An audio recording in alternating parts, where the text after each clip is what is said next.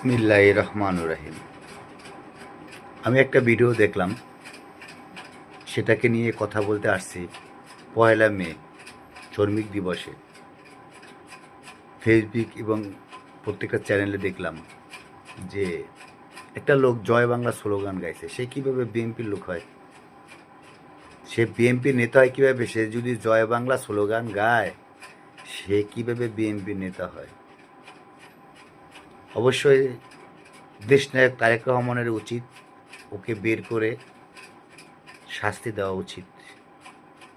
সে কেন জয় বাংলা? সে কি আওয়ামী লীগ ছিল? মানে 17 বছরে আওয়ামী লীগ জয় বাংলা কইতে কইতে এখন তার শরীর, রক্ত এবং হৃৎপিণ্ড সব আওয়ামী লীগ হয়ে গেছে। এখনও সে আওয়ামী লীগের স্লোগান। আওয়ামী লীগ তো দেশেই নাই।